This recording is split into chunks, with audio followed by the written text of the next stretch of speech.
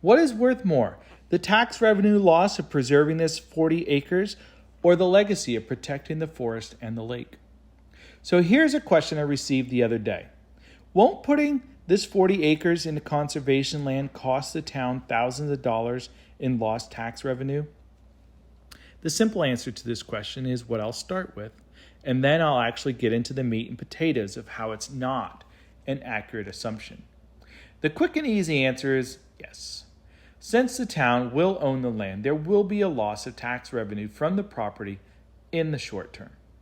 Given a conservative estimate based on data from the GIS maps, the Conservation Commission recommendations, and the Planning Board initial hypothetical response, the 40 acres that is currently 3 lots could theoretically be divided into 4 separate house lots without much effort.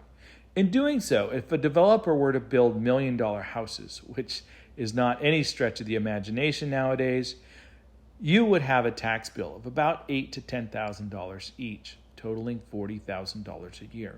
Now, the flip side to that question would be the ecological cost, the habitat loss for the wildlife, the cost of the loss of filtration capabilities of the undeveloped shoreline, and the loss of property values due to the decline in water quality of the lake itself.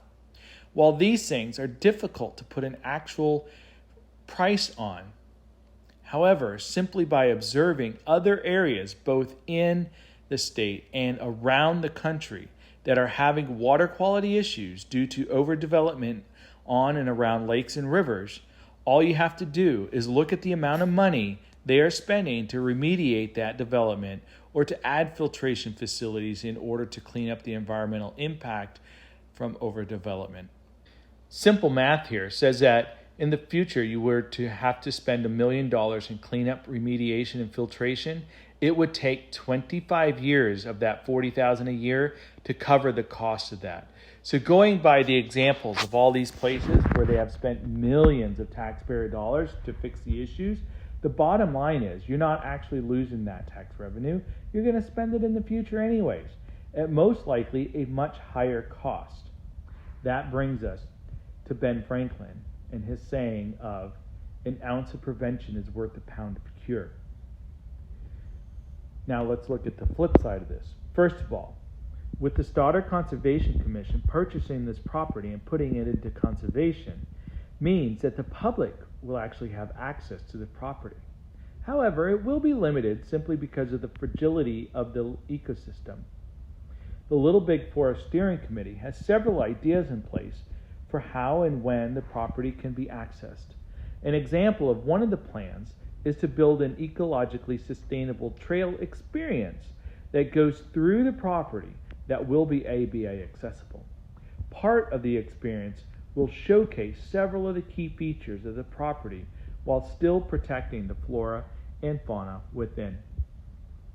Another thought is for the local elementary school and others to have access to the rustic cabin for school projects and outdoor-based learning. One of these projects that I had in mind was for the kids to categorize and tie historical events to the large trees on the property.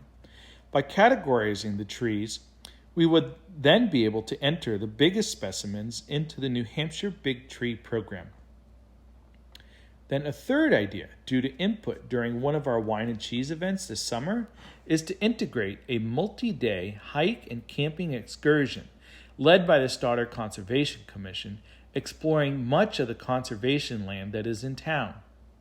These kinds of things can be a huge draw for ecotourism that would be great for our town, especially in light of the fact that there are currently no plans for economic growth or development of any other kind in town. A common theme I have consistently heard talking with several hundred folks I met over the course of this summer during our meet and greets and wine and cheese fundraisers is, we love Stoddard because of the beautiful scenery, the clean water, and the amount of land in conservation or easements. I believe keeping this forest out of development will be an asset and potentially a catalyst for change. Having an eco-destination in our town will benefit the mom and pop home-based businesses more directly than if we were to bring in or try to bring in some other type of businesses. There would be direct benefit to the people in town instead of big corporations and big government in faraway places. Our legacy to our children and our grandchildren could begin with the little big forest. It is up to you to help make this happen. This is what we're trying to protect. Find us at www.thelittlebigforest.com. Thank you.